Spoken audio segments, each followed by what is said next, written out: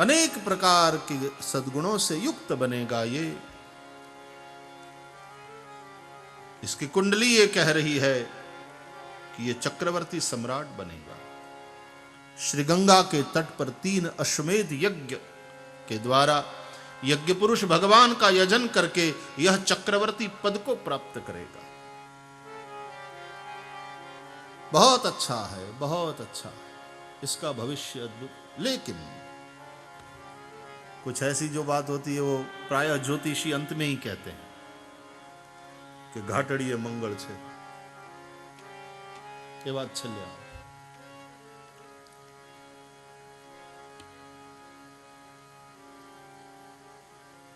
मांगलिक है कन्या या लड़का मांगलिक है, ये बात अंत में आती है। लेकिन क्या महाराज बोले, तक्षकाद आत्मनो मृत्युम द्विजपुत्रोपसर्जितात। ब्राह्मण पुत्र के शाप से और तक्षक के डसने से इसकी मृत्यु होगी। सुन करके पांडव चिंतित हुए। जो पैदा होता है वो मरता तो है ही है, लेकिन मृत्यु किस प्रकार होती है ये महत्वपूर्ण। ब्राह्मण शाप से ये मरेगा। ब्राह्मण अकारण शाप तो दे नहीं सकता, क्या ये ब्राह्मणों का अपराध करेगा? पर ब्राह्मण शाप से इसकी मृत्यु होगी तो इसकी सदगति कैसे होगी? ब्राह्मणों ने कहा, पांडवों चिंता न करो, यह विष्णु कृपा प्राप्त है, यह विष्णु रात है। भगवान नारायण ने कृपा करके ये बालक तुम्हें दिया है। ब्राह्मण पुत्र का शाप भी तुम्हारे इस पुत्र के लिए वरदान बन जाएगा। श्रोत्रिय ब्रह्मनिष्ठ सद्गुरु की शरण में जाकर श्रीमद् भागवत का श्रवण करके यह 7 ही दिन में मुक्ति को प्राप्त कर लेगा। पांडवों को सुनकर थोड़ी तसल्ली हुई। ब्राह्मणों को दक्षिणा देकर विदा किया। परीक्षित शुक्ल पक्ष के चंद्रमा की भांति बढ़ने लगे। विदुर जी गए थे तीर्थ यात्रा के लिए, वे वापस लौट आए हस्तिनापुर। कुरुक्षेत्र के युद्ध में 2 महापुरुष गैर हाजिर थे, जिनको युद्ध में होना चाहिए था। ऐसे 2 पुरुष वहां नहीं थे। एक तो श्री बलभद्र जी, दुर्योधन उनका चेला है। गदा युद्ध दुर्योधन बलभद्र जी से सीखा। बलभद्र जी का दुर्योधन के प्रति थोड़ा झुकाव है।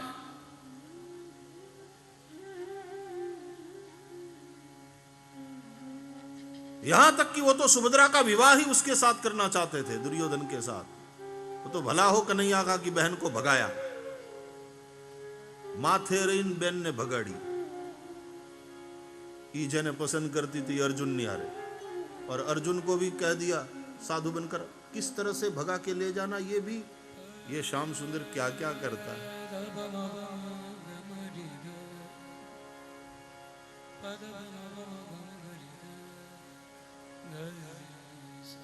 दुर्योधन जैसे अभिमानी को सुभद्रा नहीं बर सकती। जो अर्जुन है, जिसका हृदय रुजु है, जो सरल है, सुभद्रा उसी की होगी।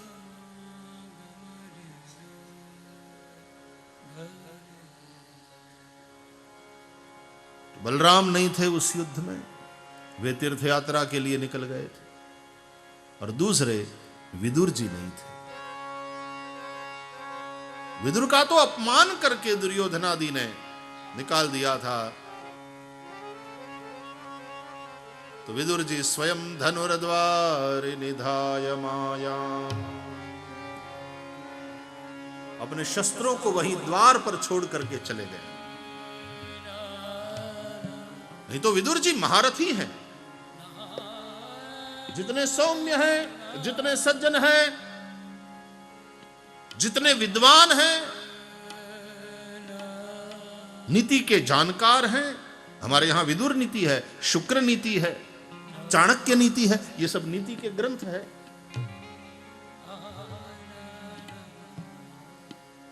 और उतने ही बड़े योद्धा भी थे विदुर जी, महारथी हैं, काम आ सकते थे कौरवों के, लेकिन अपमान करके निकाल दिया। और विदुर जी अपने शस्त्रों को छोड़कर चले गए।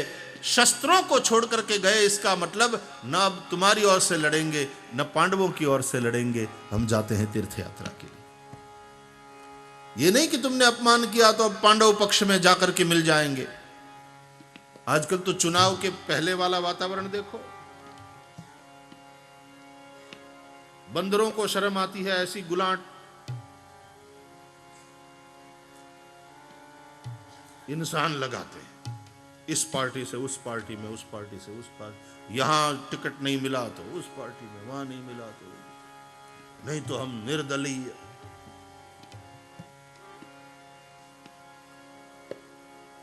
મને એમ થાય કે આ ચૂંટણીના સમયમાં આ બધાને સેવા કરવાનો આટલો તાવ કેમ ચડતો હશે?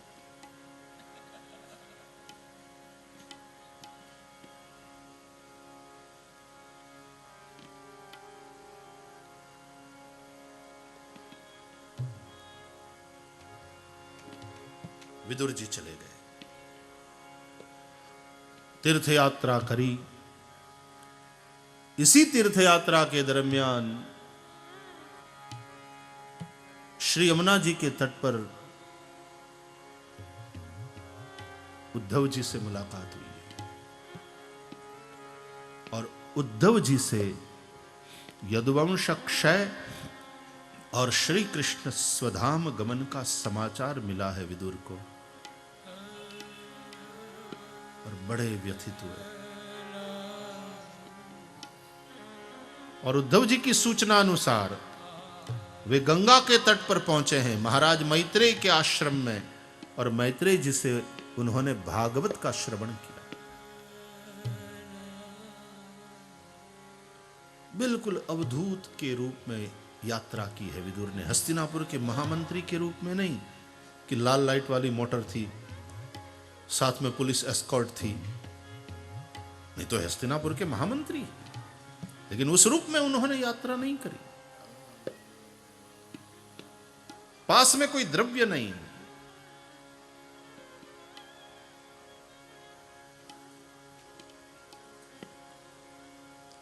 और यात्रा पूर्ण करके जब विदुर लौट आए हस्तिनापुर, युधिष्ठिर के शासन के भी कई वर्ष बीत चुके।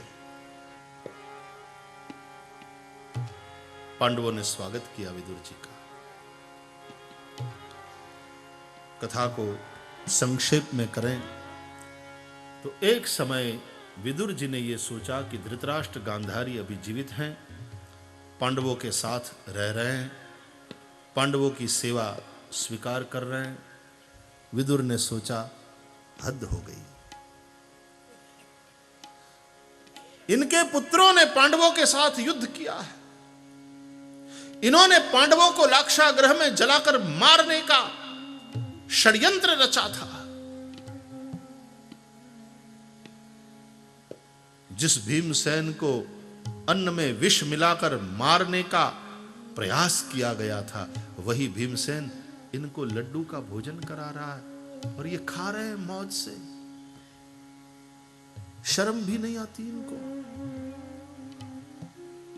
ये कैसी जिजीविषा है कि अभी भी टिके हैं यहां संसार में। एकांत में विदुर ने समझाया, अभी भी आपको वन में जाकर हरि भजन की इच्छा नहीं हो रही है? कौन ले जाए हमें विदुर, मैं ठहरा अंधा और ये आंखों पे पट्टी बांध ली है।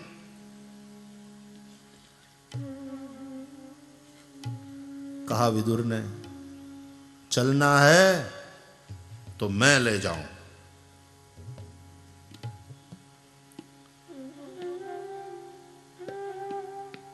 ठीक है,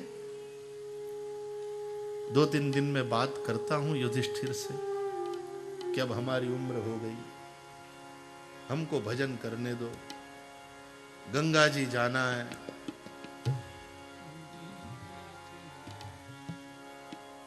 व्यवस्था करा दो। विदुर ने कहा फिर जा पाए, जा लिए, फिर किसी को बताने की जरूरत नहीं और किसी व्यवस्था की आवश्यकता नहीं। मैं आपके साथ चलने के लिए तैयार हूं। चलना है तो चुपचाप आज इसी रात में, ये 2-3 दिन में बात करूंगा और फिर आप ये चाहते हैं कि लोग आपको रोके।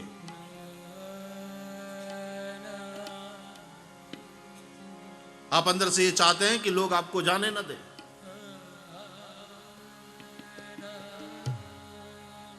ऐसा घेरा विदुर ने और अंत में चल दिए धृतराष्ट्र गांधारी विदुर के साथ, किसी को कुछ बताए बगैर हस्तिनापुर छोड़कर चल दिए। और श्री गंगा के तट पर, जहां गंगा की धारा 7 भाग में बटकर बह रही है, उस सप्त स्रोत में हरिद्वार के पास भजन करने लगे दोनों। कथा है एक बार जहां भजन कर रहे थे उस जंगल में आग लग गई, दोनों के शरीर जलकर उसमें राख हुए। लेकिन भजन करते करते गए, उनकी सद्गति हो गई, क्योंकि अपिचेत सुदुराचारो भजते माम अनन्य भाग साधुरे वसमंतव्यः सम्यक व्यवसितो ही सहा। भले ही सुदुराचारी हो, लेकिन एक बार जिसने निश्चय कर लिया कि बस अब तो हरि भजन करना, अनन्य भाव से जो भजन करता है, कृष्ण कहते हैं साधुरेव समंतव्यः, वो साधु ही है, उसको साधु ही समझना चाहिए, क्योंकि उसने निश्चय कर लिया। कोई पाप ऐसा नहीं है जो भगवान नाम से समाप्त न हो जाए।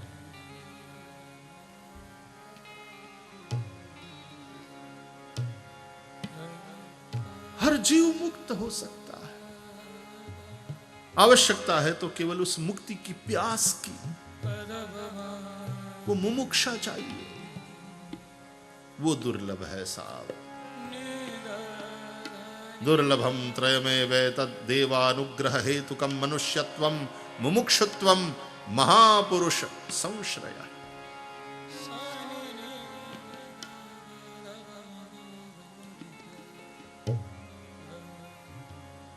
धृतराष्ट्र जैसे की भी सद्गति हो गई। ये देखकर विदुर जी को शांति, मैंने इनकी रोटी खाई थी, इनका उद्धार हो, इनकी परम गति हो, ये मुझे सुनिश्चित करना था। मैं धर्म हूं, थोड़ा सा भी जिसने धर्म किया है, धर्म उसका कल्याण करता ही है। गीता कहती है स्वल्पमप्यस्य धर्मस्य त्रायते महतो भयात्।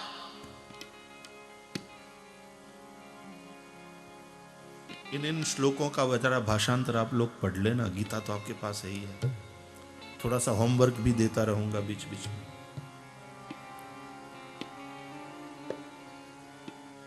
स्वल्पमप्यस्य धर्मस्य त्रायते महतो भयात्।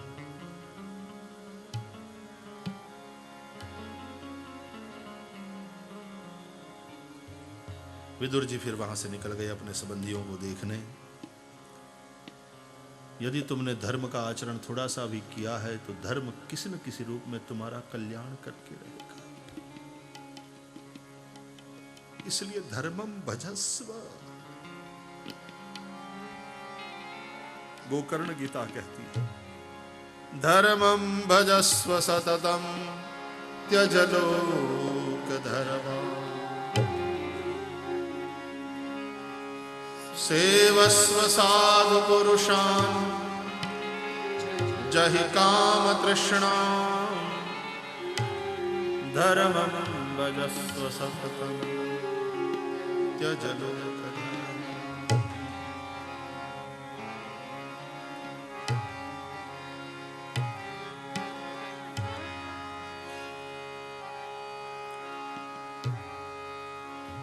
जितना हो सके कुछ तो धर्म करो। आचरण का नाम धर्म है। आचार प्रभवो धर्म, धर्मस्य प्रभुरच्युतः, महाभारत कहता है। आचार को धर्म कहते हैं। कभी लालच का शिकार हुए बगैर जब सत्य बोलने की बेला आए तो सत्य बोल दो, और तुमने धर्म किया।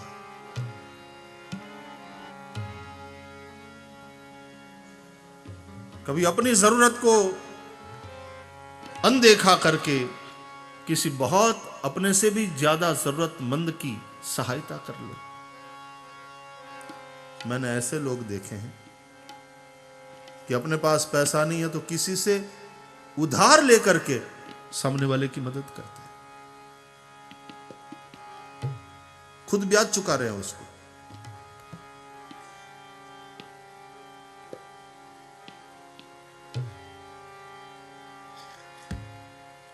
हमारे गांव का एक मुसलमान छोरा, पोरबंदर का, 120 रुपये का पगार, साधारण सा काम करता था, लेकिन मन में वृत्ति जितना हो सके किसी के काम आए। खोजा है आगा खानी,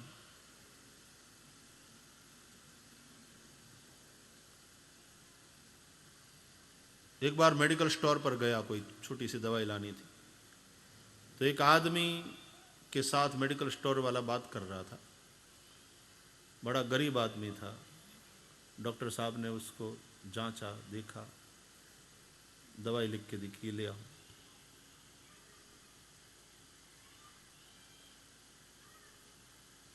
मेडिकल स्टोर वाले को दिखाया कि ये दवाई। मेडिकल स्टोर वाले ने दवाई सारी निकाली और कहा कि 140 रुपया बनता है। उसने कहा मेरे पास तो इतने पैसे नहीं है।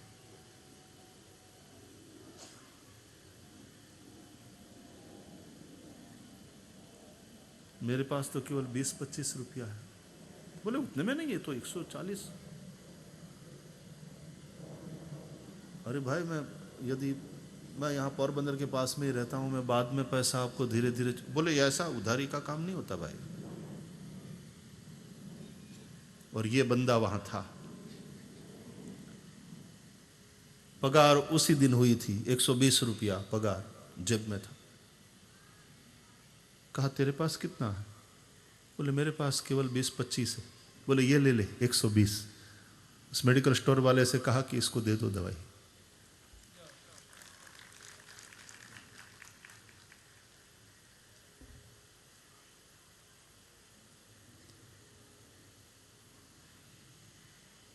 उस आदमी की आंख में आंसू आ गए और आशीर्वाद निकल गए कि ईश्वर तुम्हारे पर बहुत कृपा करे, सुखी हो। बोले उसके एक ही महीने में मेरे एक संबंधी अफ्रीका में रहते हैं, वहां से तो मुझे बुलावा आया कि तू यहाँ अफ्रीका आ जा। बोले मैं स्टीमर में, मैं वहाँ अफ्रीका पहुँच गया, वहाँ ज्वाइन कर लिया। आज वो आदमी मल्टी मिलियनर है अफ्रीका में।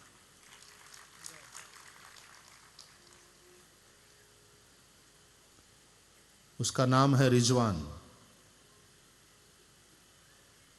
और मल्टी मिलियनर है ये महत्वपूर्ण नहीं है, उसकी जो दान वृत्ति है उसके चलते आज करोड़ों का दान कर रहा है बंदा। पोरबंदर में, गुजरात में, अन्यत्र सब जगह। और ये नहीं केवल मुसलमानों के लिए ही, क्योंकि उसने उस समय भी जिसको मदद की थी वो कोई मुसलमान नहीं था। स्वल्पमप्यस्य धर्मस्य, ये बात खुद रिजवान ने मुझे बताया, और उसके तो उसमें है, कर रहा है। बोले मुझे अच्छा लगता है, मैं बांटता रहता हूं। ये यज्ञ है, बांटो। आवश्यकता से अधिक जो तुम्हारे पास है वो तुम्हारे पास है, वो तुम्हारा नहीं है। सदुपयोग करने के लिए परमात्मा ने दिया है, करो सदुपयोग। कहीं लगे कि अच्छा काम कर रहे हैं ये व्रज विकास वाले, चलो भाई किसी एक तीर्थ के विकास में हम योगदान करेंगे, सही बात है। व्रज भूमि की पूरी काया पलट होनी चाहिए। यदि आप लोगों ने 84 कोस परिक्रमा करी हो तो कई स्थान तो अब ऐसे रह गए हैं कि ब्रजवासी कहते हैं कि यहाँ यहाँ ये लीला हुई थी, आज तो वहाँ खेत है। कोई स्थान ऐसे भी कई स्थान हो गए ना विश्वनाथ जी, अब वहां केवल खेत रह गए। अभी अभी पूज्य महाराज श्री के साथ ब्रज यात्रा करके कई हमारी बहनें यहाँ बैठी, कौन छो क्या कितना कौन कौन गयो तो हाथ ऊंचा करो, 1 2 हाँ। अभी फिर से 40 दिन वो ब्रज परिक्रमा करके लगा के आई। मैं थोड़े दिन हो आया बीच में, खेत रह गए। अब ऐसी व्रज भूमि की सेवा, ये भगवान की सेवा है, श्री वृंदावन विहारी की सेवा। और जिस प्रकार से नवीनीकरण हो रहा है और जिस प्रकार से विकास का काम हो रहा है, क्योंकि कतिपय ऐसे प्रकल्पों का उद्घाटन में जाने का और करने का मुझे अवसर मिला है, तो देखकर दिल प्रसन्न होता है। और विश्वनाथ जी और उनके साथ लगे हुए सब, क्या उम्र है विश्वनाथ जी की, लेकिन इस उम्र में भी बस एक संकल्प करके बैठे और उस दिशा में काम कर रहे हैं। वो कह रहे थे मुझे सपना भी आता है तो बस उसी से संबंधित आता है। वो अपने हिसाब से सेवा कर रहे हैं। सब लोग उसके साथ उस सेवा में जिनकी रुचि है सब जुड़े। और यहां से बार बार कहा जा रहा है कि हमारी कोई जबरदस्ती नहीं, 1 रुपया से लेकर 1 लाख रुपया, 1 करोड़ रुपया, जिनकी जो भावना, और साथ में जुड़ो। और उस प्रकल्प के जो मनोरथी होते हैं, फिर वो तो उनको बुला करके बड़े धामधूम से फिर प्रकल्प का कृष्णार्पण होता है।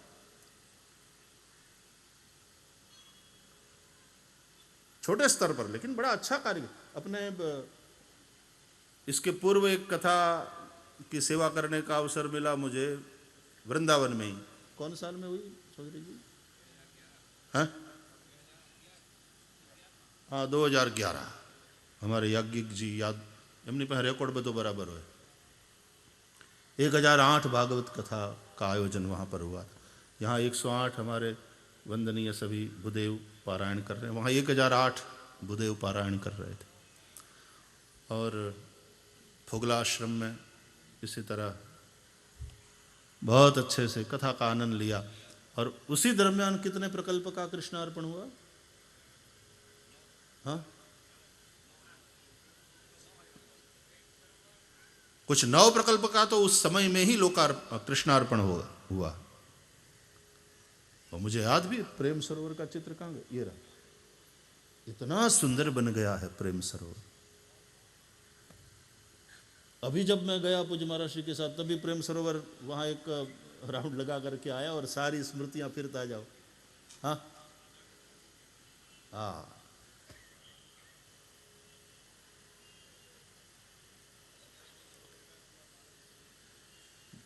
आज आप फिर से कुछ अभी थोड़ा आप बतलाना। तो सारे प्रकल्प यहां सब चित्र लगे हैं।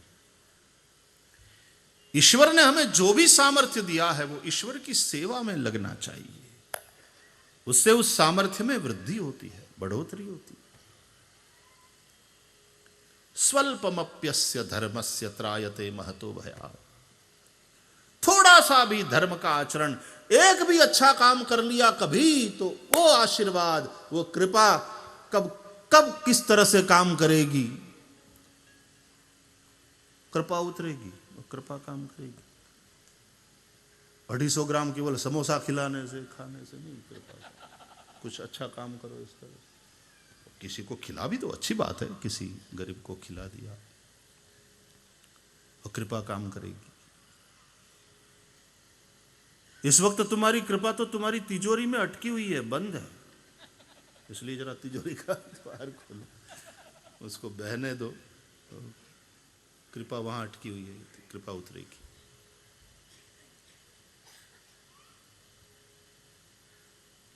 कृपा तो राह देख रही है बरसने के लिए, लेकिन हम कहीं न कहीं उसको रोके हुए हैं, कहीं न कहीं हम ही अड़चन बने हुए हैं। कृपा उनकी निरंतर बरस रही है, हो रही है, लेकिन हमारे ही किसी लोभ के कारण, किसी नासमझी के कारण, भोग के कारण, स्वार्थ के कारण वो अटकी हुई है। तो धृतराष्ट्र जैसे का भी कल्याण होता है, धृतराष्ट्र जैसे की भी परम गति होती है। कृष्ण कहते हैं स्वल्पमप्यस्य धर्मस्य त्रायते महतो भयात्। और विदुर ने काम किया कि इनकी रोटी खाई है मैंने, कुछ भी हो, धर्म हमेशा याद रखता है कि इसने इतना किया है और मुझे उसका कल्याण किसी न किसी हिसाब से करना ही है। विदुर जी फिर वहां से चल दिए और फिर श्री कृष्ण स्वधाम गमन की खबर लेकर के जब लौटे हस्तिनापुर श्री अर्जुन जी, तो युधिष्ठिर और पांचों पांडव युवा बने हुए परीक्षित को राज्य गादी सौंप करके चले गए वन में, और उन्होंने भी स्वर्गारोहण किया। परीक्षित उत्तर तनया इरावती के साथ विवाह किए, जन्मेजय आदि पुत्र हुए, 3 अश्वमेध यज्ञ किया गंगा जी के तट पर, और उन्होंने दिग्विजय किया। एक बार दिग्विजय में धर्म और धरती को पीड़ा देने वाले कलि पुरुष को देखा, और राजा परीक्षित ने कलि पुरुष का निग्रह किया और कलि की याचना से उसको 4 स्थान दिए, द्यूतालय, मदिरालय, वेश्यालय और कत्लखाना। जब कलि पुरुष ने पुनः याचना की तो एक 5वां स्थान दिया, जा तू सुवर्ण में रहना।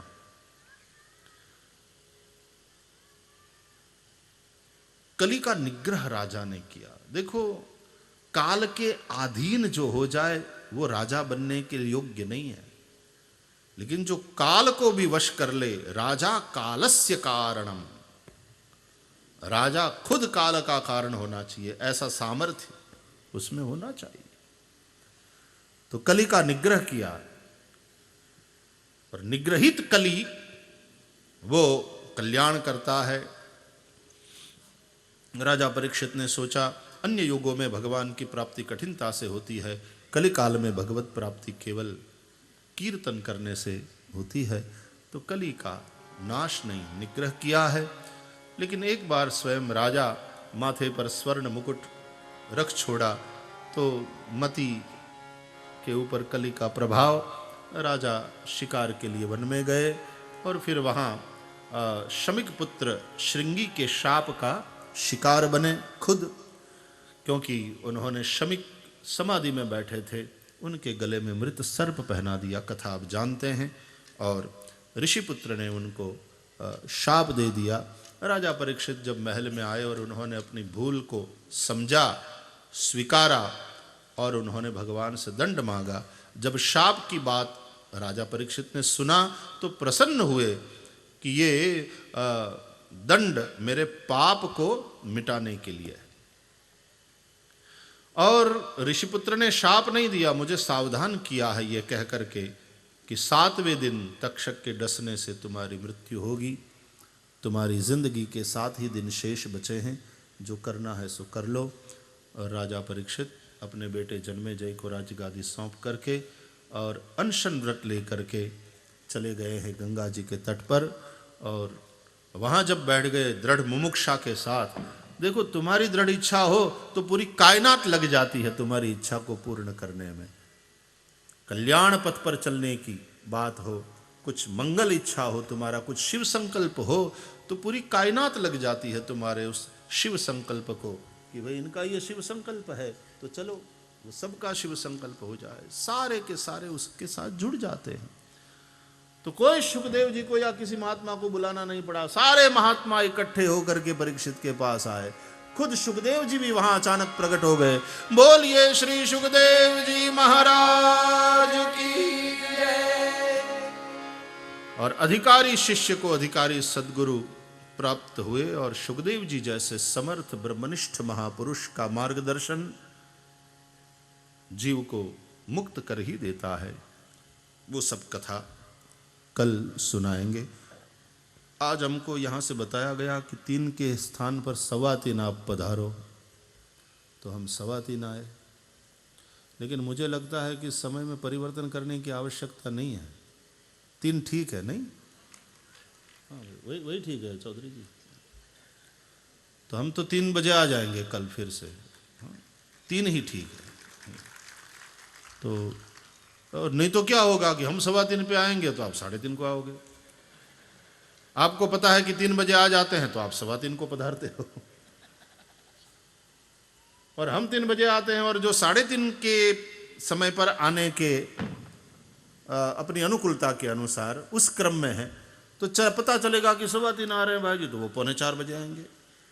तो वो सब फिर बढ़त बढ़ जाए, तो अपना 3 ही ठीक है, अपना जैसा है वैसा ठीक है। तो आप में से भी जिनको ठाकुर जी वो अनुकूलता दे और थोड़ी ललक ज़्यादा बढ़े, तो आप हमारी तरह 3 बजे ही पधारना और प्रतिष्ठित हो जाना, हम आपकी पूजा करेंगे। आइए, आप लोग 2 बजे आ जाते हो, बस वही ललक वाली बात है, भूख वाली बात है। प्रणाम आपकी ललक को। आइए 2 मिनट हरिनाम का आश्रय लेकर के फिर आरती। हरि शरणं हरि शरणं हरि शरणं हरि शरणं हरि शरणं हरि शरणं हरि शरणं